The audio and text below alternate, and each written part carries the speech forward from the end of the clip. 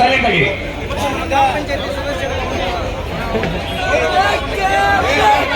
ದಯವಿಟ್ಟು ಸುಮ್ಮನೆ ಯಾರು ಒಂದು 5 ನಿಮಿಷ ಮಾಧ್ಯಮದವರಿಗೆ ಹೇಳಿಕೆಯನ್ನು ಕೊಡ್ತಿದ್ದಾರೆ, ತದನಂತರ ನಿಮಗೆ ಗೋಷ್ಠಿ ಹೋಗ್ಲಿಕ್ಕೆ ಅವಕಾಶ ಇದೆ.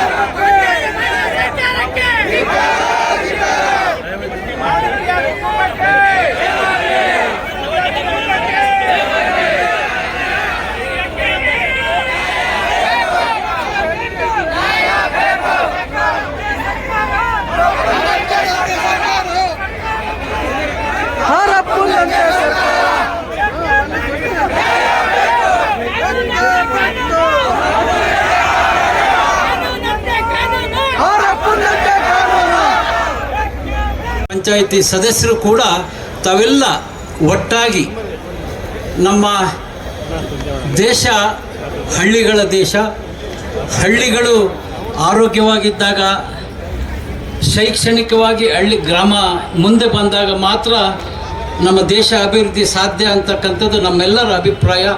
ಇವತ್ತು ಆ ಹಳ್ಳಿಗಳನ್ನು ಶುಚಿಯಾಗಿರ್ತಕ್ಕಂಥ, ಹಳ್ಳಿಗಳನ್ನು ಅಂದವಾಗಿರ್ತಕ್ಕಂಥ, ಗ್ರಾಮೀಣ ಪ್ರದೇಶದ ಸೇವೆ ಮಾಡ್ತಕ್ಕಂಥ ತಮ್ಮೆಲ್ಲ RDPR ಇಲಾಖೆ ಸಿಬ್ಬಂದಿ ವರ್ಗದವರ ಹೋರಾಟ ಜಯ ಸಿಗಲಿ, ನಿಮಗೆ ಅನುಕೂಲ ಆಗಲಿ ಅಂತೇಳಿ ನಾನು ಕೂಡ ಈ ಹೋರಾಟಕ್ಕೆ ಶುಭ ಹಾರೈಸೋದ್ರ ಜೊತೆಗೆ ನಿಮ್ಮ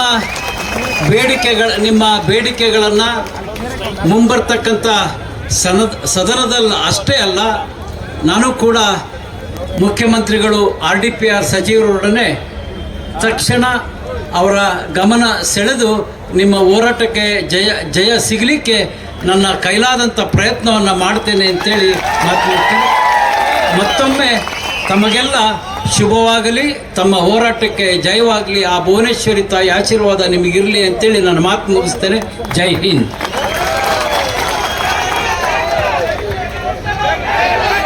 ನಮಗೆ ಬೆಂಬಲವನ್ನು ಘೋಷಿಸಿದ ಸನ್ಮಾನ್ಯ ಶಾಸಕರಿಗೆ ನಮ್ಮ ಸಮಸ್ತ RDPR ಕುಟುಂಬದ ಪರವಾಗಿ ಹೃದಯಪೂರ್ವಕ ಧನ್ಯವಾದಗಳು.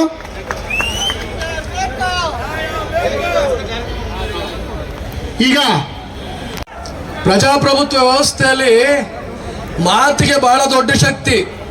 ನೀವು ನಮಸ್ಕಾರ ಅಂದ್ರೆ ನಮಸ್ಕಾರ ಅಂತ ಅನ್ಲಿಲ್ಲ ಅನ್ನೋ ಕಾರಣಕ್ಕೆ ಇಲ್ಲಿನ ತನಕ ನಿಮ್ಮ ಯಾವ ಬೇಡಿಕೆಯನ್ನು ಈಡೇರಿಲ್ಲ. ಅಂದ್ರೆ ಅರ್ಥ ನೀವು ಮಾತಾಡಿಲ್ಲ ಅಂತ. ಮೌನವಾಗಿ ಎಲ್ಲವನ್ನ ಸಹಿಸಿದ್ದ ಫಲ ಇವತ್ತು ಬೀದಿಗೆ ಬಂದು ಕೂತ್ಕೊಳ್ಳೋ ಪರಿಸ್ಥಿತಿ ಬಂದು ನಿಂತಿದ್ದೀರಿ ನೀವು. ಇವತ್ತಿಂದ ಮಾತಾಡಕ್ ಶುರು ಮಾಡ್ಬೇಕು. ಯಾಕೆಂದ್ರೆ ನೀವು ಒಬ್ಬರೇ ಇಲ್ಲ, ಇಡೀ ಕುಟುಂಬ ಒಂದಾಗಿದ್ದೇವೆ. ಈಗ ನಮ್ಮಲ್ಲಿ ಒಡಕಿಲ್ಲ, ನಾವೆಲ್ಲ ಒಂದೇ ಕುಟುಂಬಸ್ಥರು. ಹಾಗಾಗಿ ನಮ್ಮ ಧ್ವನಿ ಬಹಳ ದೊಡ್ಡದಾಗಬೇಕು, ಬಹಳ ಜೋರಾಗಬೇಕು. ಕರ್ನಾಟಕ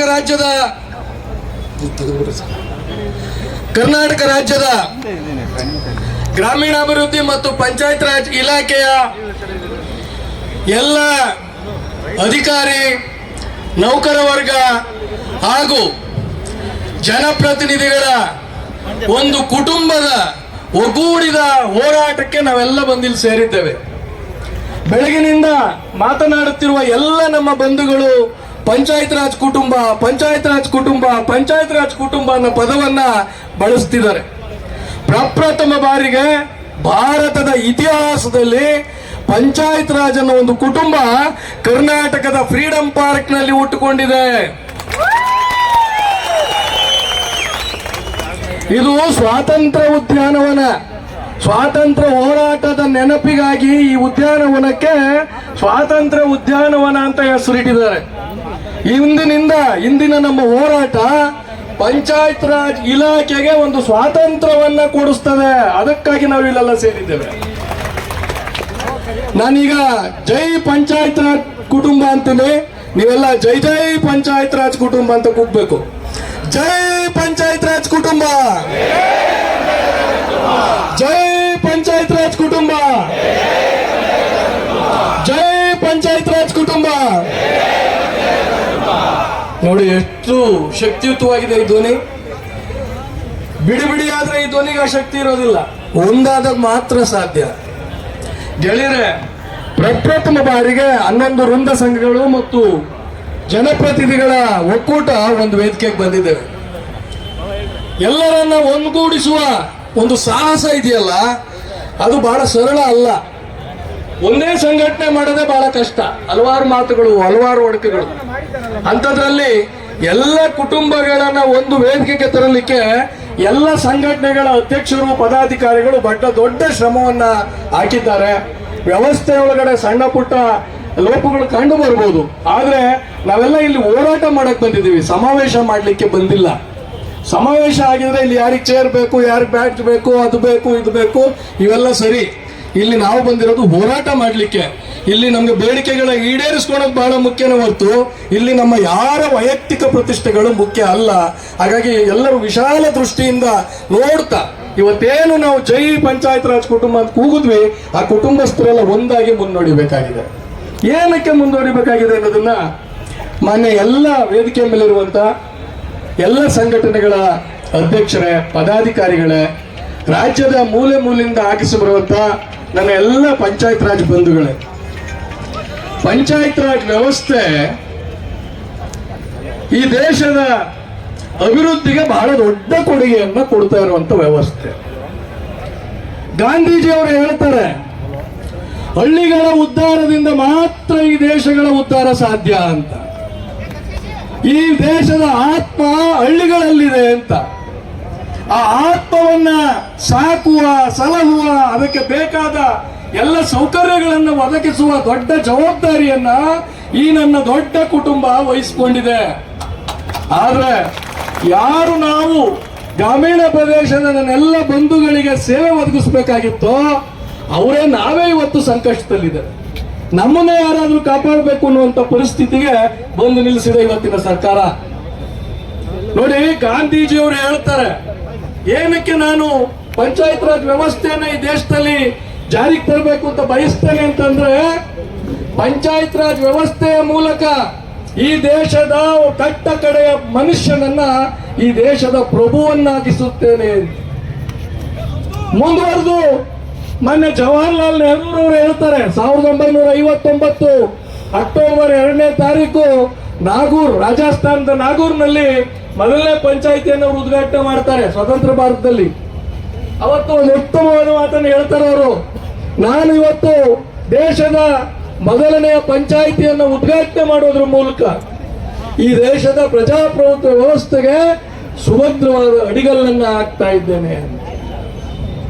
ಮುಂದುವರೆದು ಮೊನ್ನೆ ರಾಜೀವ್ ಗಾಂಧಿ ಅವರು ಏನು ಈ ಪಂಚಾಯತ್ ರಾಜ್ ಸಂಸ್ಥೆಗಳನ್ನ ಸಂವಿಧಾನಬದ್ಧಗೊಳಿಸಬೇಕು ಅಂತ ಹೇಳಿ 64ನೇ ತಿದ್ದುಪಡಿಯ ಮೂಲಕ ಒಂದು ಪ್ರಯತ್ನ ಪಟ್ಟು ಆ ತಿದ್ದುಪಡಿಯ ವಿಧೇಯಕವನ್ನ ವಿಧಾನ ಸಭೆಯೊಳಗೆ ಸಂಸತ್ನಲ್ಲಿ ಮಂಡಿಸುವಾಗ ಒಂದು ಮಾತು ಹೇಳ್ತಾರೆ, ನಾನು ಈ ವಿಧೇಯಕದ ಮೂಲಕ ಈ ಕಾನೂನನ್ನ ಜಾರಿಗೊಳಿಸೋದ್ರ ಮೂಲಕ ಪಂಚಾಯತ್ ರಾಜ್ ಸಂಸ್ಥೆಗಳನ್ನ ಸಂವಿಧಾನಬದ್ಧಗೊಳಿಸೋದ್ರ ಮೂಲಕ ಏನು ಗಾಂಧಿ ಮತ್ತು ನೆಹರು ಕಂಡಿದ್ದಂತ ಪ್ರಜಾಪ್ರಭುತ್ವದ ಸಬಲೀಕರಣ ಇದೆ ಅದನ್ನು ನನಸು ಮಾಡ್ತಾ ಇದ್ದೇನೆ ಅಂತ ಹೇಳಿ ಮುಂದುವರೆದವರು ಹೇಳ್ತಾರೆ. ಈ ವ್ಯವಸ್ಥೆ ಮೂಲಕ ಏನು ಬಾಬಾ ಸಾಹೇಬ್ ಅಂಬೇಡ್ಕರ್ ಅವರು ಈ ದೇಶದ ಎಲ್ಲ ಜಾತಿ ಜನಾಂಗಗಳಿಗೆ ರಾಜಕೀಯ ಅಧಿಕಾರ ಸಿಗಬೇಕು, ಎಲ್ಲ ಜಾತಿ ಜನಾಂಗಗಳು ಈ ದೇಶದ ಆಡಳಿತದಲ್ಲಿ ಪಾಲುದಾರರಾಗಬೇಕು ಅಂತ ಬಯಸಿದ್ರು, ಅದನ್ನ ಸಂವಿಧಾನದ ತಿದ್ದುಪಡಿಯ ಮೂಲಕ ನಾನು ಸಾಕಾರಗೊಳಿಸ್ತಾ ಇದ್ದೇನೆ ಅಂತ ಹೇಳಿ. ಹಾಗೆ ಮುಂದೆ ಯೋಜನೆಗಳನ್ನು ರೂಪಿಸೋದ್ರ ಬಗ್ಗೆ ಹೇಳ್ತದವರು. ಪಂಚಾಯತ್ ರಾಜ್ ವ್ಯವಸ್ಥೆ ಮೂಲಕ ಗ್ರಾಮೀಣ ಪ್ರದೇಶದಲ್ಲಿ ಯೋಜನೆ ರೂಪಿಸುವ ಗ್ರಾಮೀಣ ಪ್ರದೇಶದ ಅಭಿವೃದ್ಧಿಯ ಚಿಂತನೆಯನ್ನು ಮಾಡುವ ಅಧಿಕಾರವನ್ನು ನಾನು ಜನರ ಕೈಗೆ ಕೊಡ್ತಾ ಇದ್ದೇನೆ. ಯಾವುದೇ ಒಬ್ಬ ಅಧಿಕಾರಿ ಈ ದೇಶದ ಜನರಿಗೆ ಒಳ್ಳೆಯದಾಗುತ್ತೆ ಅಂತ ಹೇಳಿ ತಾನು ಕಲ್ಪಿಸಿಕೊಂಡು ರೂಪಿಸಿದ ಯೋಜನೆ ಅಲ್ಲ, ಅದು ಜನರು ತಾವೇ ಕೂತು ತಮ್ಮೂರಿಗೆ ಬೇಕಾದಂತ ಯೋಜನೆಯನ್ನು ಏನ್ ರೂಪಿಸ್ಕೋತಾರೆ ಅದು ನಿಜವಾದ ಯೋಜನೆ ಅಂತ. 73ನೇ ತಿದ್ದುಪಡಿ ಪಿ ನರಸಿಂಹರಾವ್ ಅವರು ಜಾರಿಗೆ ತರ್ತಾರೆ. 64ನೇ ತಿದ್ದುಪಡಿ ರಾಜೀವ್ ಗಾಂಧಿ ಇದ್ದಾಗ ಅದು ಸಾಕಾರ ಆಗೋದಿಲ್ಲ. ಒಂದು ಓಟ್ನಲ್ಲಿ ರಾಜ್ಯಸಭೆಯಲ್ಲಿ ಬಿದ್ದೋಗುತ್ತೆ. ಅವಾಗ ಅವರು ಕಣ್ಣೀರು ಹಾಕ್ತಾರೆ. ರಾಜ್ಯಸಭೆ ಒಳಗಡೆ ಈ ದೇಶದ ಪ್ರಧಾನಿ ಒಬ್ಬ ಕಣ್ಣೀರು ಹಾಕ್ತಾನೆ. ಈ ದೇಶದ ಕಟ್ಟಕಡೆಯ ಮನುಷ್ಯನಿಗೆ ನಾನು ರಾಜಕೀಯ ಅಧಿಕಾರ ಕೊಡಿಸ್ಲಿಕ್ಕೆ ಸಾಧ್ಯ ಆಗ್ಲಿಲ್ಲ ಅಂತ ಹೇಳಿ ಕಣ್ಣೀರು ಹಾಕ್ತಾರೆ. ಮುಂದೆ 73ನೇ ತಿದ್ದುಪಡಿ 93ನೇ ಇಸ್ವಿ ಜಾರಿಯಾದಾಗ ಇಡೀ ದೇಶದಲ್ಲಿ ಪ್ರಪ್ರಥಮ ಬಾರಿಗೆ ಎಲ್ಲ 29 ವಿಷಯಗಳನ್ನ ಪಂಚಾಯತ್ ರಾಜ್ ವ್ಯವಸ್ಥೆಗೆ ವರ್ಗಾವಣೆ ಮಾಡಿದಂತ ಯಾವ್ದಾದ್ರು ರಾಜ್ಯ ಇದ್ರೆ ಅದು ಕರ್ನಾಟಕ ರಾಜ್ಯ. ಅಂದಿನ ಮುಖ್ಯಮಂತ್ರಿಗಳಾದಂತ ವೀರಪ್ಪ ಮೊಯ್ಲಿ ಅವರು ಮಾನ್ಯ ಗೋರ್ಪಡೆ ಅವರ ನೇತೃತ್ವದಲ್ಲಿ ಕೆಲಸ ಮಾಡಿದ್ದಾರೆ. ಮುಂದೆ 2016ರಲ್ಲಿ ಇವತ್ತಿನ ಗೌರವಾನ್ವಿತ ಸಿದ್ದರಾಮಯ್ಯನವರ ನೇತೃತ್ವದ ಸರ್ಕಾರ ಇತ್ತು. ಆ ಸಂದರ್ಭದಲ್ಲಿ ಮಾನ್ಯ H.K. ಪಾಟೀಲ್ ಸಾಹೇಬರು ಗ್ರಾಮೀಣಾಭಿವೃದ್ಧಿ ಮತ್ತು ಪಂಚಾಯತ್ ರಾಜ್ ಸಚಿವರಿದ್ರು. KR ರಮೇಶ್ ಕುಮಾರ್ ಸಾಹೇಬರ ಅಧ್ಯಕ್ಷತೆ ಒಳಗಡೆ ಒಂದು ತಜ್ಞರ ಸಮಿತಿ ಮಾಡಿ ಒಂದು ಆಮೂಲಾಗ್ರ ಬದಲಾವಣೆಯನ್ನ ಮಾಡೋದ್ರ ಮೂಲಕ ಗ್ರಾಮ ಸ್ವರಾಜ್ ಮತ್ತು ಪಂಚಾಯತ್ ರಾಜ್ ಕಾಯ್ದೆಯನ್ನ ಈ ರಾಜ್ಯದಲ್ಲಿ ಜಾರಿಗೆ ತರ್ತಾರೆ. ಇಷ್ಟೆಲ್ಲ ಮಾಡಿದ್ರು ಇವತ್ತು ನಾವು ಹೋರಾಟ ಮಾಡಬೇಕಾದ ಪರಿಸ್ಥಿತಿ ಬಂದಿದೆ. ಯಾಕೆ ನಾನು ಈ ಇತಿಹಾಸವನ್ನು ಹೇಳಿದೆ? ಇಂದಿನ ಆಡಳಿತದಲ್ಲಿರುವಂತ ಸರ್ಕಾರ, ಕಾಂಗ್ರೆಸ್ ಪಕ್ಷದ ನೇತೃತ್ವದ ಸರ್ಕಾರ ಈ ಎಲ್ಲ ಘಟನೆಗಳನ್ನ ಸಾಕ್ಷೀಕರಣ ಮಾಡಿದೆ. ಅಂದ್ರೆ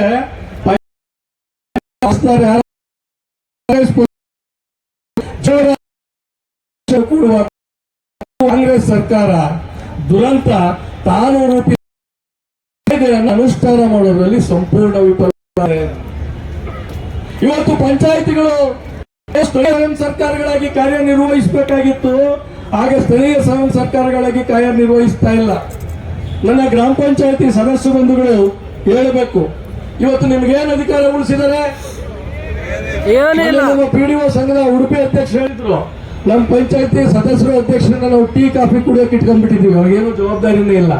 ಎಲ್ಲ ಮೇಲಿಂದ ಆದೇಶ ಬರ್ತದೆ, ಸುತ್ತೋಲೆ ಬರ್ತದೆ, ಅದನ್ನ ಖರ್ಚು ಮಾಡಿ ಲೆಕ್ಕ ಕೊಡುವಂತ ಪರಿಸ್ಥಿತಿ ನಮ್ಮ ತಂದು ನಿಲ್ಲಿಸಿದ್ದಾರೆ. ಹಾಗಾದ್ರೆ ಬರೀ ಸದಸ್ಯರು ಮಾತ್ರ ಸಮಸ್ಯೆಲಿದಾರ? ಇಲ್ಲ. ಒಂದು ಕುಟುಂಬ ಅಂತಂದ್ರೆ ಆಡಳಿತ ಮಾಡುವಂತ ಜನಪ್ರತಿನಿಧಿಗಳು, ಅವರಿಗೆ ಎಲ್ಲ ರೀತಿಯ ಮಾರ್ಗದರ್ಶನ ಮಾಡುವಂತ ಅಧಿಕಾರಿ ವರ್ಗ, ನಮ್ಮ ಜೊತೆ ಸಹಕರಿಸುವಂತ ನೌಕರ ವರ್ಗ. ನಾವು ಮಾಡಿದ ತೀರ್ಮಾನಗಳನ್ನ ಜನರಿಗೆ 24x7 ಎಷ್ಟೆಲ್ಲ ಸಮಸ್ಯೆಗಳ ಬಗ್ಗೆ ಜನರಿಗೆ ತಲುಪಿಸುವಂತ ವರ್ಗ ಯಾವ್ದಾರು ಇದ್ರೆ ಅದು ಪಂಚನೌಕರರ ವರ್ಗ. ಆ ನೌಕರ ವರ್ಗ ಇವತ್ತು ಸಂಕಷ್ಟದಲ್ಲಿದೆ. ನಾವು ಮಾತಾಡ್ತಾ ಹೇಳಿದ್ವಿ, ನಾವೆಲ್ಲ ಒಂದು ಕುಟುಂಬಕ್ಕೆ ಸೇರಿದವರು ಅಂತ. ಯಾವುದೇ ಒಂದು ಕುಟುಂಬ ಸಂತೋಷವಾಗಿರ್ಬೇಕು, ಆರೋಗ್ಯಪೂರ್ಣವಾಗಿರ್ಬೇಕು, ಚೆನ್ನಾಗಿ ಬೆಳಿಬೇಕು ಅಂತಂದ್ರೆ ಕುಟುಂಬದ ಪ್ರತಿಯೊಬ್ಬ ಸದಸ್ಯ ಆರೋಗ್ಯವಾಗಿರ್ಬೇಕು, ಚೆನ್ನಾಗಿರ್ಬೇಕು, ನೆಮ್ಮದಿಯಿಂದ ಇರಬೇಕು. ಈ ಕುಟುಂಬದಲ್ಲಿರುವಂತ ಯಾವುದೇ ಸದಸ್ಯನಿಗೆ ಆದ್ರೆ ಇಡೀ ಕುಟುಂಬ ಚೆನ್ನಾಗಿರೋ ಸಾಧ್ಯ ಇಲ್ಲ. ಮನೆ ಕಾಯಿಲೆ ಅವರು ಇದ್ಬಿಟ್ರೆ ಆ ಕುಟುಂಬ ತನ್ನೆಲ್ಲ ಶ್ರಮವನ್ನ ಆ ಕಾಯಿಲೆ ಇರೋ ಮೇಲೆ ಹಾಕ್ಬೇಕಾಗ್ತದೆ. ಹಂಗಾಗಿ ಇಡೀ ಕುಟುಂಬದ ಬೆಳವಣಿಗೆ ನಿಂತೋಗ್ತದೆ. ಹಾಗೆ ಇವತ್ತು ನಮ್ಮ ಕುಟುಂಬದಲ್ಲಿರುವಂತಹ ಎಲ್ಲರೂ ಸಮಸ್ಯೆಲಿದ್ದೀವಿ. ಏನು ಕಾಯ್ದೆ ಆಡಳಿತ ಮಾಡುವ ಅಧ್ಯಕ್ಷರು, ಉಪಾಧ್ಯಕ್ಷರು, ಸದಸ್ಯರುಗಳಿಗೆ ಅಧಿಕಾರವನ್ನ ಕೊಡಬೇಕು ಅಂತ ಹೇಳಿತ್ತು, ಅದನ್ನ ಇವತ್ತು ಅನುಷ್ಠಾನ ಚಲಾಯಿಸಲಿಕ್ಕೆ ಇವತ್ತು ಪಂಚಾಯತಿ ಅಧ್ಯಕ್ಷರು, ಉಪಾಧ್ಯಕ್ಷರು, ಸದಸ್ಯರುಗಳಿಗೆ ಅವಕಾಶವಿಲ್ಲ. ಎಲ್ಲವನ್ನ ಬೆಂಗಳೂರಿನ ಕೇಂದ್ರ ಸ್ಥಾನದಿಂದ ಸುತ್ತೋಲೆಗಳನ್ನು ಕಳಿಸೋದ್ರ ಮೂಲಕ ಮಕ್ಕಳನ್ನ ಕಟ್ಟಾಕಿ ನಮ್ಮನ್ನು ಸುಮ್ಮನೆ ಕೂರಿಸಲಾಗಿದೆ. ಇನ್ನು ನಮ್ಮೆಲ್ಲ ಅಧಿಕಾರಿ ವರ್ಗ ಇವತ್ತು ಮಾಧ್ಯಮದವರು ನಮ್ಮ ರಾಜ್ಯಾಧ್ಯಕ್ಷರನ್ನು ಕಟ್ಟಿದ್ರು, ಗ್ರೂಪ್ ಪಿ ಮಾಡಬೇಕು, ಗ್ರೂಪ್ ಪಿ ಮಾಡಬೇಕು. ಏನಕ್ಕೆ ಗ್ರೂಪ್ ಪಿ ಮಾಡಬೇಕು? ನಾನು ಯಾವಾಗಲೂ ಒಂದು ಮಾತು ಹೇಳ್ತೀನಿ, ನಾವು ಕರ್ಕೋಬಾರ್ದು. ಇನ್ಮೇಲೆ ಗ್ರಾಮ ಅಂತ ಕರ್ಕೋಬೇಕು. ಯಾಕಂದ್ರೆ ನಮ್ದೊಂದು ಸ್ವತಂತ್ರ ಸರ್ಕಾರ. ನಾವು ರಾಜ್ಯದ 6,000 ಗ್ರಾಮ ಸರ್ಕಾರ, ಮುಖ್ಯಮಂತ್ರಿಗಳು, ಉಪಮುಖ್ಯಮಂತ್ರಿಗಳು, ಶಾಸಕರುಗಳು, ಮುಖ್ಯ ಕಾರ್ಯದರ್ಶಿಗಳು, ಅಪಮುಖ್ಯ ಕಾರ್ಯದರ್ಶಿಗಳು, ಮುಖ್ಯ ಲೆಕ್ಕಾಧಿಕಾರಿಗಳು ಎಲ್ಲ ಅಧಿಕಾರಿ ವರ್ಗ ಇವತ್ತು ಉಪಸ್ಥಿತರಿದ್ದೇವೆ. ನಾವು ನಮ್ಮನ್ನ ಏನ್ ತಿಳ್ಕೊಂಡ್ಬಿಟ್ಟಿದ್ದೀವಿ, ಸರ್ಕಾರದ ಕೈ ಕೆಳಗೆ ಮಾಡುವ ನೌಕರರು ಅಂತ. ಸದಸ್ಯರಿಂದ ಹಿಡಿದು ಅದು ನಾವು ರಾಜ್ಯ ಸರ್ಕಾರದ ನೌಕರರು ಅಂತ ತಿಳ್ಕೊಂಡಿದೀವಿ. ಕಾನೂನು ಬಹಳ ಸ್ಪಷ್ಟವಾಗಿ ಹೇಳುತ್ತೆ, ಯಾರು ಸರ್ಕಾರ ಬಳಸಂಗೇ ಇಲ್ಲ. ರಾಜ್ಯ ಸರ್ಕಾರದ ಇದೆಯಲ್ಲ ಅದನ್ನ ನಾವು ಯಾರು ಬಳಸಂಗಿಲ್ಲ ಪಂಚಾಯತಿಗಳಲ್ಲಿ. ನಾವು ರಾಜ್ಯ ಸರ್ಕಾರದ ಭಾಗ ಅಲ್ಲ, ನಮ್ದೇ ಒಂದು ಸ್ವತಂತ್ರ ಸರ್ಕಾರ. ಆದ್ರೂ ನಾವು ಯಾರು ಸರ್ಕಾರ ಅಂತ ತಿಳ್ಕೊಂಡೇ ಇಲ್ಲ. ನಾವು ಮೇಲಿಂದ ಏನ್ ಹೇಳ್ತಾರೆ ಅದನ್ನ ಕೇಳ್ತಾ ಇದ್ದೀವಿ.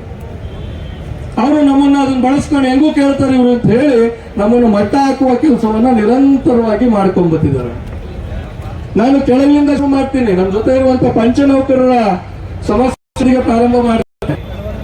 ಇವತ್ತು ನೋಡಿ, ನಮ್ಮ ಪಂಚ ನೌಕರಿಗೆ ಸೇವಾ ಭದ್ರ ಇಲ್ಲ, ಅವರಿಗೆ ಪ್ರಮೋಷನ್ ಏನಾಗುತ್ತೆ ಗೊತ್ತಿಲ್ಲ, ಅವರಿಗೆ ಬೇಕಾದ ಇರುತ್ತಲ್ಲ ಸೇವಾ ಇರುತ್ತಲ್ಲ ರೂಪಿಸಲಿಲ್ಲ, ಅವರಿಗೆ ಬೇಕಾದಂತ ಯಾವುದೇ ಸುರಕ್ಷಿತ ವ್ಯವಸ್ಥೆ ಆಗಲಿಲ್ಲ.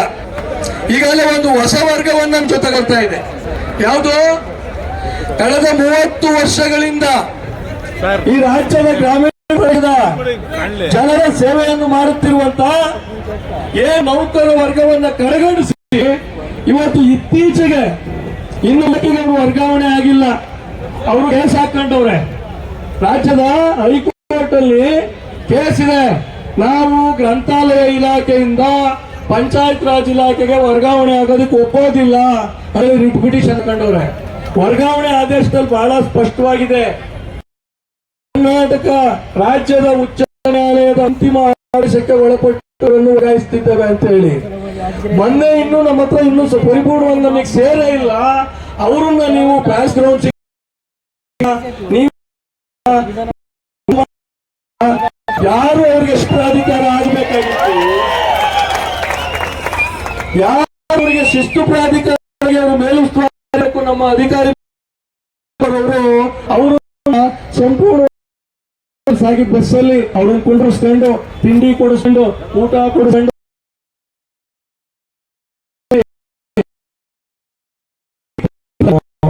ಏನಕ್ಕೆ ವಿಶೇಷವಾದ ಸ್ಥಾನ ಮಾಡ್ತಿದ್ದೀರಿ ನೀವು? ತೋರಿಸ್ತೀನಿ, ನಾವು ನಿಮಗೆ ಕಾಣಲಿಲ್ವಾ? ನೀವು ಮಾಡಲಿಲ್ಲ. ಯಾಕೆ ಅವಲೈಕೆ ಮಾಡ್ತಿದ್ದೀರಿ ನೀವು? ಇದು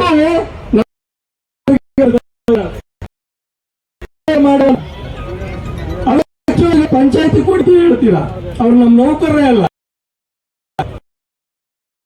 ನೋಡಿ,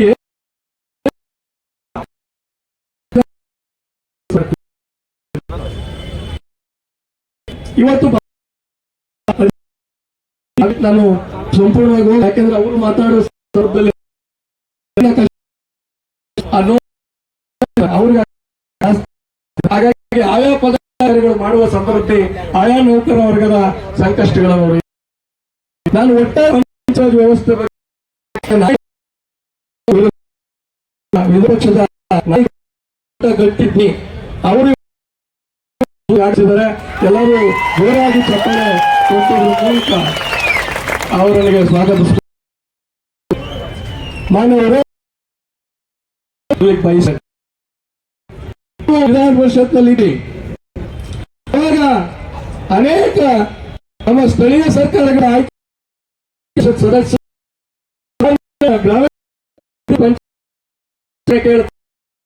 ನೀವು ಪಂಚಾಯತ್ ಗ್ರಾಮ ಸರ್ಕಾರ ಏನೆಲ್ಲ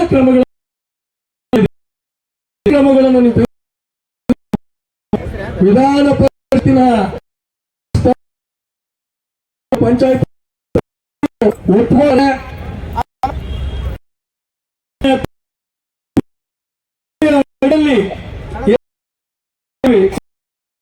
ಮತ್ತು ಪಂಚಾಯತ್ ನನ್ನ ಇಲಾಖೆಗೆ ಅರ್ಥ ಆಗಿಲ್ಲ, ನಿಮ್ಗೆ ಇಲಾಖೆಗೆ ಕಾಯ್ದೆ ಅರ್ಥ ಆಗಿಲ್ಲ, ಕಾನೂನು ಅರ್ಥ ಆಗಿಲ್ಲ ಅಂದ್ರೆ ಉತ್ತರಬೇಕಲ್ಲ ನೀವು. ನಿಮ್ಗೆ ಅರ್ಥನೇ ಆಗಿಲ್ಲ, ಇಲಾಖೆ ಹೆಂಗ್ ನಡೆಸ್ತಿದ್ದೀರಿ ನೋಡಿ. ಇವತ್ತಿನ ಪರಿಸ್ಥಿತಿ ಪಂಚಾಯತ್ ರಾಜ್ ವ್ಯವಸ್ಥೆ ಒಂದು ಸ್ಥಳೀಯ ಸ್ವಯಂ ಸರ್ಕಾರ ಅಂತ ಹೇಳಿ ಸಂವಿಧಾನ ನಮಗೆ ದೊಡ್ಡ ಅಧಿಕಾರವನ್ನ ಕೊಟ್ಟಿದೆ. ನಾನು ನಮ್ಮ ಪಿಡಿಒಗಳ ಮುಖ್ಯ ಕಾರ್ಯದರ್ಶಿಗಳಂತ ಕರೆದಿದ್ದು ಮುಖ್ಯ ಕರೆದಿದ್ದು, ನನ್ನ ಕಾರ್ಯದರ್ಶಿಗಳನ್ನು ನಾನು ಅಪರ ಮುಖ್ಯ ಕಾರ್ಯದರ್ಶಿಗಳು ಅಂತ ಕರೆದಿದ್ದು, ನನ್ನ ಲೆಕ್ಕ ಸಹಾಯಕರನ್ನು ನಾನು ಚೀಫ್ ಅಕೌಂಟೆಂಟ್ಸ್ ಅಂತ ಕರೆದಿದ್ದು. ನೀವೊಂದು ಪರಿಭಾವಿಸ್ಬೇಕು, ನಿಮ್ದು ಒಂದು ಸ್ಥಳೀಯ ಸ್ವಯಂ ಸರ್ಕಾರ. ನಾವೆಲ್ಲ ಒಂದಾದಾಗ ಮಾತ್ರ ಈ ರಾಜ್ಯ ಸರ್ಕಾರಗಳು ನಮ್ಮ ಮೇಲೆ ಏರುವ ಸುತ್ತೋಲೆಗಳನ್ನು ವಿರೋಧಿಸಬಹುದು. ನೀವು ಕೇಳ್ಬೋದು, ಸರ್ ರಾಜ್ಯ ಸರ್ಕಾರ ಕಳಿಸಿದ ಸುತ್ತೋಲೆಯನ್ನು ಧಿಕ್ಕರಿಸಕ್ಕಾಗತ್ತಾ ಸರ್? ಸಂವಿಧಾನ ಬಹಳ ಸ್ಪಷ್ಟವಾಗಿ ಹೇಳಿದೆ, 243D.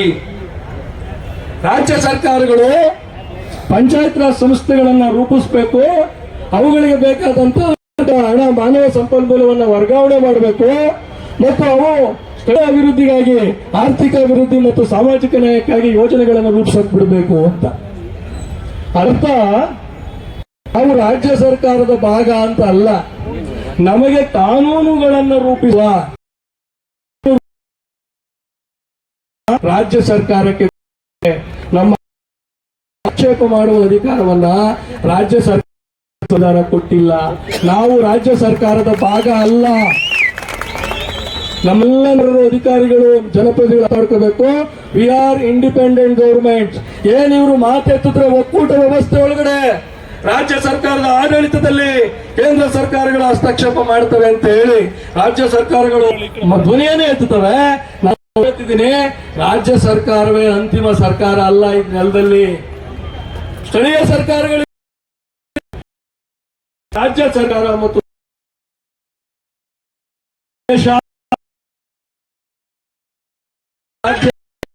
ಆದ್ರಿಂದ ಸ್ವಾತಂತ್ರ್ಯವನ್ನು ನೀವು ಕೇಂದ್ರ ಸರ್ಕಾರದಿಂದ ಬಯಸ್ತೀರಿ, ರಾಜ್ಯ ಸರ್ಕಾರಗಳು ಬಯಸ್ತಿವೆ. ಅದೇ ಸ್ವಾತಂತ್ರ್ಯವನ್ನ ಸಂವಿಧಾನಬದ್ಧವಾಗಿ ನಮ್ಮ ಎಲ್ಲ ಸ್ಥಳೀಯ ಸರ್ಕಾರಗಳಿಗೆ ಕೊಡಬೇಕು. ಹಸ್ತಕ್ಷೇಪ ಮಾಡೋದನ್ನ ನಿಲ್ಲಿಸಬೇಕು.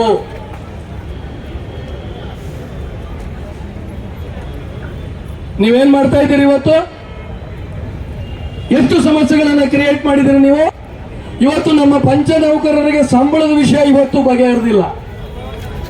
2017 ಇಸ್ವಿಲಿ ಹೇಳಿದ್ರಿ ನೀವು 51,114 ಕುಟುಂಬಗಳಿಗೆ ರಾಜ್ಯ ಸರ್ಕಾರದ ಸಂಚಿತ ನಿಧಿಯಿಂದ ನೇರವಾಗಿ ಸಂಬಳವನ್ನು ಕೊಡುವುದರ ಮೂಲಕ 50,114 ಕುಟುಂಬಗಳ ಬದುಕಿನಲ್ಲಿ ದೀಪವನ್ನು ಬೆಳಗುತ್ತಿದ್ದೇವೆ ಅಂತ ಹೇಳಿ ನೀವು ಹೇಳಿದ್ದೀರಿ.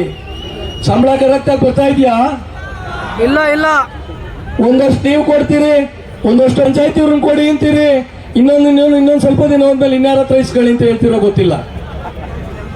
ಪರಿಪೂರ್ಣವಾದ ಸಂಬಳ ನೀವು ಕೊಡಕ್ ಸಾಧ್ಯ ಆಗಿಲ್ಲ ಇವತ್ತು.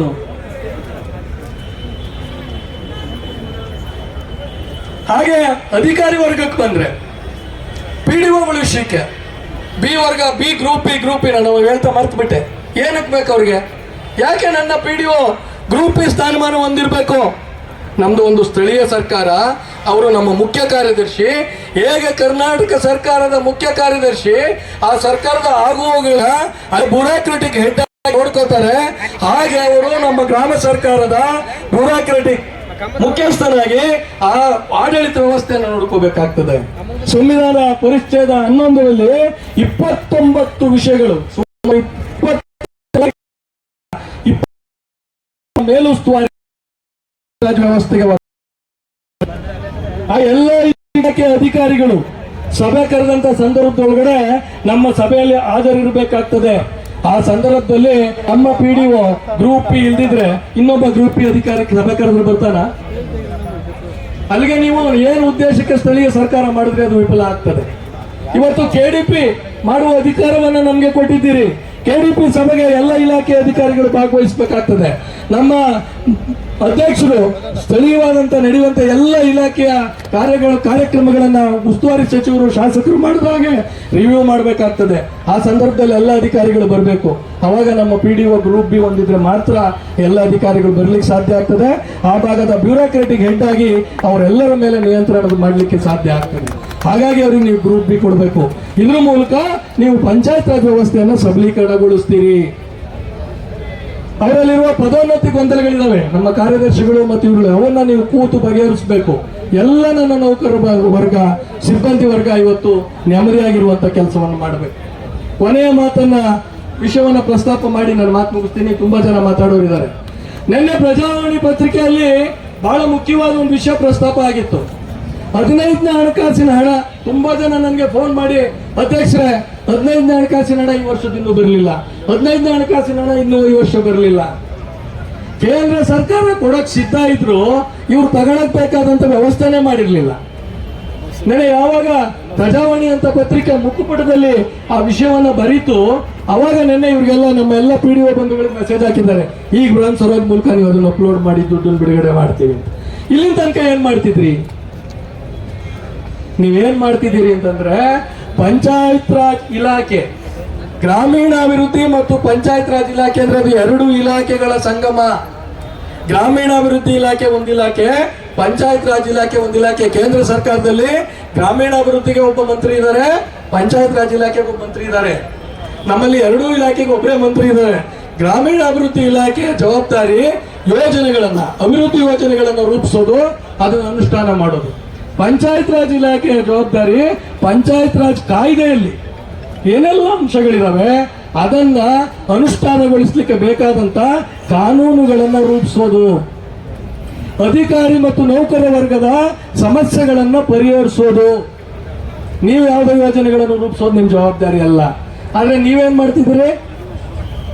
ಗ್ರಂಥಾಲಯ, ಕೂಸಿನ ಮನೆ, ನೀವು ಅದು ನಿಮ್ಗೆ ಯಾವ ಇಲಾಖೆ ಅಂತ ನಮ್ಗೆ ಅರ್ಥ ಆಗ್ತಾ ಇಲ್ಲ. ಪಂಚಾಯತ್ ರಾಜ್ ಇಲಾಖೆ ಆ ಕೆಲಸನೇ ಮಾಡ್ತಿಲ್ಲ. ನಿಮಗೆ ಬೇಕಾದ ಈ ರಾಜ್ಯದ ದುರಂತ, ಒಬ್ಬ ಅಧಿಕಾರಿಯ ಕೈಗೆ ಇಡೀ ಇಲಾಖೆ ಹೊರಟೋಗಿದೆ. ಒಬ್ಬ ಅಧಿಕಾರಿಯ ಕೈಗೆ ಇಡೀ ಇಲಾಖೆ ಹೋಗಿದೆ. ಮಾನ್ಯ ಮಂತ್ರಿಗಳೇ, ನಿಮ್ಮ ಬಗ್ಗೆ ಅತ್ಯಂತ ಗೌರವವಿದೆ. ಆದ್ರೆ ನೀವು ಇಡೀ ನಿಮ್ಮ ಅಧಿಕಾರವನ್ನ ಒಬ್ಬ ಅಧಿಕಾರಿಗೆ ಕೊಟ್ಟ ಫಲವಾಗಿ ಈ ರಾಜ್ಯದ ಪಂಚಾಯತ್ ರಾಜ್ ವ್ಯವಸ್ಥೆ ದುರ್ಬಲಗೊಂಡಿದೆ. ಏನು ನೀವು ನಿಮ್ಮ ಸರ್ಕಾರ ಅಥವಾ ನಿಮ್ಮ ಪಕ್ಷ, ಇಲ್ಲಿ ನಾನು ಪಕ್ಷ ಅನ್ನೋ ಕಾರಣಕ್ಕೆ ಯಾಕೆ ಮಾತಾಡ್ತಿದ್ದೀನಿ ಅಂದ್ರೆ ನಾನು ರಾಜಕಾರಣ ಮಾತಾಡ್ತಿಲ್ಲ, ನಾನು ಯಾವ ಪಕ್ಷಕ್ಕೂ ಸೇರಿದವನಲ್ಲ. ಬಟ್ ಪಂಚಾಯತ್ ರಾಜ್ ವ್ಯವಸ್ಥೆಯ ವಾರಸುದಾರಿಕೆಯನ್ನ ಹೇಳಿಕೊಳ್ಳುವ ನೀವು ಇವತ್ತು ಆ ಗಾಂಧಿ ಬಯಸಿದ, ಆ ನೆಹರು ಬಯಸಿದ, ರಾಜೀವ್ ಗಾಂಧಿ ಕನಸಿನ ಪಂಚಾಯತ್ ರಾಜ್ ವ್ಯವಸ್ಥೆಗೆ ತಿಲಾಂಜಲಿಯನ್ನ ಇಡ್ತಾ ಇದ್ದೀರಿ. ನಮ್ಮ ಹಳ್ಳಿಯ ಜನ ಕೂತು ತೀರ್ಮಾನ ಮಾಡ್ಬೇಕು ಗ್ರಾಮ ಸಭೆ ಒಳಗಡೆ, ನಮ್ಮೂರಿನ ಸಮಸ್ಯೆಗಳೇನು, ನಮ್ಮೂರಲ್ಲಿ ಕುಡಿಯೋ ನೀರಿನ ಸಮಸ್ಯೆ ಇದೆಯಾ, ನಮ್ಮೂರಿನ ಶಾಲೆ ಸಮಸ್ಯೆ ಏನು, ನಮ್ಮೂರಿನ ಅಂಗನವಾಡಿ ಸಮಸ್ಯೆ ಏನು, ನಮ್ಮೂರಿನ ಮಹಿಳೆಯರ ಸಮಸ್ಯೆ ಏನು, ನಮ್ಮೂರಿನ ಮಕ್ಕಳ ಸಮಸ್ಯೆ ಏನು, ನಮ್ಮೂರಿನ ಪರಿಶಿಷ್ಟ ಜಾತಿ ಪಂಗಡದ ಬಂಧುಗಳ ಸಮಸ್ಯೆ ಏನು, ನಮ್ಮೂರಿನ ಬೇರೆ ಬೇರೆ ಬೇರೆ ಸಮಸ್ಯೆಗಳನ್ನ ಜನ ಒಟ್ಟಾಗಿ ನೇರ ಪ್ರಜಾಪ್ರಭುತ್ವ ವ್ಯವಸ್ಥೆ ಅದು ಗ್ರಾಮ ಸಭೆ. ಮುಗಿಸ್ತೀನಿ, ಅದಕ್ಕೆ ಸಾಹೇಬ್ರಿಗೆ ಲೀಡ್ ಮಾಡಕ್ಕೆ ಅವ್ರಿಗೆ ಅರ್ಥ ಆಗ್ಲಿ. ಅದನ್ನ ರೂಪಿಸ್ಬೇಕಾದ್ದು ಜನಯೋಜನೆಯನ್ನ ನಾವು ನಮ್ಮೂರಲ್ಲಿ ಕೂತು. ನೀವೇನ್ ಮಾಡ್ತಿದ್ರಿ? ಕೂಸಿನ ಮನೆ ನಮ್ಮೂರಲ್ಲಿ ತೀರ್ಮಾನ ಮಾಡಿದ್ವಾ? ನಮ್ಮೂರ್ ಗ್ರಾಮ ಸಭೆ ತೀರ್ಮಾನ ಆಗಿತ್ತು ಸ್ವಾಮಿ. ಗ್ರಂಥಾಲಯನ ಮಾಡಿದ್ ನಾನು ಅಂತ ಅಧಿಕಾರಿ ಹೇಳ್ಕತ್ತಾರೆ, ಸುಳ್ಳದು. 1989 ಇಸ್ವಿಲಿ ಮಾನ್ಯ ರಾಮಕೃಷ್ಣ ಹೆಗಡೆ ಅವರು ಗ್ರಾಮ ಪಂಚಾಯಿತಿ ಹಂತದ ಗ್ರಂಥಾಲಯಗಳನ್ನ ಪ್ರಾರಂಭ ಮಾಡಿದ್ದು ಮಾನ್ಯ ರಾಮಕೃಷ್ಣ ಹೆಗಡೆ ಅವರ ನೇತೃತ್ವದ ಅಂದಿನ ಸರ್ಕಾರ. ನೀವು ಅದನ್ನ ನಿಮ್ಮ ವ್ಯಾಪ್ತಿಗೆ ತಗೊಂಡು ಸುಣ್ಣ ಬಣ್ಣ ಹೊಡೆಸಿದಿರಿ ಅಷ್ಟೇ. ನೀವು ಗ್ರಂಥಾಲಯ ಅಧಿಕಾರರೆಲ್ಲ ಅದನ್ನು ಸರಿಯಾಗಿ ಮಾಡಿಲ್ಲ ಸಾಹೇಬ್ರಿದ್ದಾರೆ. ಅದು ನಾನು ಇನ್ನೊಂದ್ಸಲ ಒಂದು ಭವಿಷ್ಯ ನೋಡ್ಬಿಡ್ತೀನಿ ಇಲ್ಲಿ ಮುಂದೆ. ಇವತ್ತು ಮೊನ್ನೆ ನಿಮ್ಮ ಘನತ್ಯಾಜ್ಯ ವಿಲೇವಾರಿ ಘಟಕದ ಸ್ವಚ್ಛತಾಗಾರರು ಅದನ್ನ ಸರಿಯಾಗಿ ನಡೆಸ್ಕೊಳ್ದಲೆ ಎಲ್ಲವನ್ನು NRLM ಕೊಡ್ತೀವಿ, ಅವ್ರ ಮೂಲಕ ಮಾಡ್ತೀವಿ ಅಂತ ಹೇಳಿ ಅವ್ರಿಗೆ ಸಂಬಳನೂ ಇಲ್ಲ, ವ್ಯಾಪಾರನೂ ಇಲ್ಲ, ಕಸನೂ ಎತ್ತಲಿಲ್ಲ. ಅವ್ರು ಇದೇ ಫ್ರೀಡಂ ಪಾರ್ಕ್ ಅಲ್ಲಿ ಸ್ಟ್ರೈಕ್ ಮಾಡೋರೆ. ಮುಂದಿನ ತಿಂಗಳು ನಿಮ್ಮ ಕೂಸಿನ ಮನೆ ಕಾರ್ಯಕರ್ತರು ಸಂಘಟನೆ ಆಗ್ತಿದ್ದಾರೆ, ಅವರು ಬಂದು ಸಂಘಟನೆ ಮಾಡ್ತಾರೆ. ಇವತ್ತು ಇನ್ನೊಂದು ಭವಿಷ್ಯ ಹೇಳಿರ್ತೀನಿ, ಯಾರನ್ನ ನೀವು ಪ್ಯಾಲೇಸ್ ಗ್ರೌಂಡ್ಸ್ ಕರ್ಕೊಂಡ್ಬಂದು ಸರ್ಕಾರದ ದುಡ್ಡಲ್ಲಿ, ಸರ್ಕಾರ ತುಂಬಾ ಕಷ್ಟದಲ್ಲಿರುವಂತಹ ಸಮಯದಲ್ಲಿ ಒಂದು ಸಂಭ್ರಮಾಚರಣೆ ಮಾಡಿ ನಿಮ್ಮ ಪರವಾಗಿ ಘೋಷಣೆಯನ್ನ ಕೂಗಿಸ್ಕೊಂಡ್ರಿ ಲೈಬ್ರರಿಯನ್ಸ್, ಇದೇ ವೇದಿಕೆಯಲ್ಲಿ ಒಂದಿನ ನಿಮಗೆ ಧಿಕ್ಕಾರ ಕೂರುವ ದಿನಗಳು ಹತ್ರದಲ್ಲಿದ್ದಾವೆ. ಯಾಕೆ ಅಂತ ಗೊತ್ತಾ? ಸಂಬಳ ಸರ್ಕಾರ ಕೊಡ್ತೀವಿ ಅಂದ್ರಿ, 12,000 ಮೇಲೆ ಕೊಡಲ್ಲ ಅಂದ್ರಿ FD ಅವರು. ಅದಕ್ಕೆ ಏನ್ ಮಾಡಿದ್ರಿ ನೀವೀಗ? 6,000 6% ಸೆಸ್ ಇದೆ, ಅದ್ರಲ್ಲಿ ಕೊಡಿ ಅಂದ್ರಿ. ಅದು ಸಾಕಾಗ್ತಾ ಇಲ್ಲ. ಈಗೇನ್ ಹೇಳ್ತಿದ್ದೀರಿ ನೀವು? ನಿಮ್ಮ ಸ್ವಂತ ಆದಾಯದಲ್ಲಿ ಮಿಕ್ಕಿದ್ ಕೊಡಿ ಅಂತ ನೋಟಿಸ್ ಕೊಟ್ಟಿದ್ದೀರಿ ನಮ್ಗೆಲ್ಲ. ನನ್ನ ಪ್ರಕಾರ ಮುಂದೊಂದಿನ ದಿನ ಅವ್ರಿಗೆ ಲೈಬ್ರರಿಯನ್ಸ್ ಕೇಳ್ತಾರೆ, 3ರಲ್ಲೂ ದುಡ್ಡು ಹುಡುಕಿದ್ವಿ ಸಿಗ್ಲಿಲ್ಲ, ನಿಮ್ ಹಳೆ ಪೇಪರ್ ಉಳ್ಕೊಳುತ್ತಲ್ಲ 3 ತಿಂಗಳಿಗೊಮ್ಮೆ ಮಾರ್ಕೊಂಡ್ಬಿಟ್ಟು ನಿಮ್ಗೆ ಏನ್ ಉಳ್ಕೊಂಡಿದ್ದು ಸಂಬಳ ಇದೆ ತಗೊಳ್ಳಿ. ನಾನು ಯಾಕೆ ಇದನ್ನ ಹೇಳ್ತಿದ್ದೀನಿ ಅಂದ್ರೆ, ಆಡಳಿತ ವ್ಯವಸ್ಥೆ ಇಲ್ಲಿಗೆ ಕುಸಿತಿದೆ. ಯಾವುದೇ ಒಂದು ವ್ಯವಸ್ಥೆಯನ್ನು ಮಾಡಬೇಕಾದ್ರೆ ಅವ್ರಿಗೆ ನೀವು ಮಿನಿಮಮ್ ವೇಜಸ್ ಕೊಡ್ತೀನಿ ಅಂದ್ರೆ 18,000 ಚಿಲ್ಲರೆ ನಾವು ವರ್ಷಕ್ಕೆ ಕೊಡ್ಬೇಕು, ತಿಂಗಳಿಗೆ ಕೊಡ್ಬೇಕು ಅಂದ್ರೆ ಅದಕ್ಕೆ ಪೂರಕವಾದ ಆರ್ಥಿಕ ವ್ಯವಸ್ಥೆಯನ್ನು ಮಾಡಬೇಕು. ಅಲ್ಲ 6,000 ತಗೋ, ಇಲ್ಲಿ 3,000 ತಗೋ, ಇವನೊಬ್ಬ 200 ರೂಪಾಯಿ ಇಸ್ಕೋ ಅಂತ ಹೇಳೋದು ಒಂದು ಸರ್ಕಾರದ ಆಡಳಿತ ಅಲ್ಲ. ತುಂಬಾ ಕೆಟ್ಟ ಸ್ಥಿತಿಗೆ ಬಂದಿದೆ. ಇವತ್ತು ಎಲ್ಲವನ್ನ ರಾಜ್ಯ ಮಟ್ಟದಲ್ಲಿ ಸುತ್ತೋಲೆಗಳ ಮೂಲಕ ನಮ್ಮ ಸ್ವಂತ ಸಂಪನ್ಮೂಲವನ್ನು ನಮ್ಮ ಊರಿನ ಅಭಿವೃದ್ಧಿಗೆ ಬಳಸುವಾದ ಸ್ಥಿತಿಗೆ ತಂದು ನಿಲ್ಲಿಸಿದ್ದೀರಿ. ಇವತ್ತು ನಮ್ಗೆ ಗೌರವಧನ ಕೇವಲ 2,000 ರೂಪಾಯಿ ಸ್ವಾಮಿ. 2,000 ರೂಪಾಯಿ ಕೊಡ್ತೀರಿ ಒಬ್ಬ ಸದಸ್ಯನಿಗೆ. 24x7 ಯಾರ ಕೆಲಸ ಮಾಡ್ತಾ ಇದ್ರೆ ನಾವು ನೌಕರರು, ವರ್ಗರು ಮತ್ತು ಸಿಬ್ಬಂದಿ. ನಾನು ಹೇಳ್ತಿರ್ತೀನಿ, ಗ್ರಾಮ ಪಂಚಾಯತಿ ಸದಸ್ಯರ ಕೆಲಸ ಎಷ್ಟು ಕಷ್ಟ ಅಂತಂದ್ರೆ, ಯಾರಿಗೋ ಒಬ್ರು ರಾತ್ರಿಗೆ ಒಬ್ಬ ಹೆಣ್ಣು ಮಗಳಿಗೆ ಹೊಟ್ಟೆ ನೋವು ಬಂದ್ಬಿಡ್ತದೆ ಸಾಹೇಬ್ರೆ. ಅವಾಗ ಪತ್ಕೊಂಡ್ ಮಲಗಿರೋ ಗಂಡನ್ ಜ್ಞಾಪಿಸ್ಕೊಳ್ಳೋದೇ ಇಲ್ಲ, ಆಕೆ ಮೆಂಬರ್ನೇ ಜ್ಞಾಪಿಸ್ಕೊಳ್ಳೋದು. ಯಾಕಂದ್ರೆ ಇವಳಿಗೆ ಗ್ಯಾರಂಟಿ ಇದೆ, ನಮ್ಮ ಸದಸ್ಯ ಅಥವಾ ನಮ್ಮ ಸದಸ್ಯನ ನನ್ನ ಕೈ ಬಿಡಲ್ಲ, ಗ್ಯಾರಂಟಿ ಆಸ್ಪತ್ರೆಗೆ ಕರ್ಕೊಂಡು ಹೋಗ್ತಾಳೆ, ನನ್ನ ಗಂಡ ಬೆಳಿಗ್ಗೆ ಹೋಗೋದು ಬಿಡು ಅಂತಾನೆ ಅಂತ.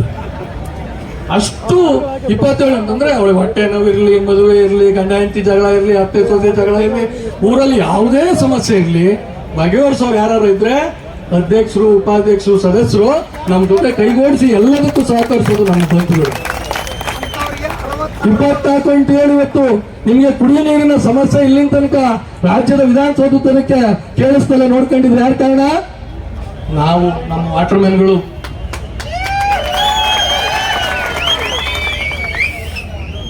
ಕೋವಿಡ್ ಸಂದರ್ಭದೊಳಗಡೆ ಪ್ರಾಣದ ಹಂಗನ್ನು ತೊರೆದು ಆಶಾ ವರ್ಕರ್ಸ್ ಏನಾರು ನಿಮ್ಮ ಮನೆ ಒಳಗಡೆ ಬರಂಗ್ ನೋಡ್ಕೊಂಡವ್ರು ಯಾರು?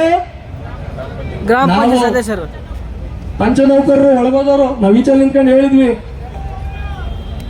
ಅವ್ರಿಗೇನ್ ಕೊಟ್ರಿ ನೀವು?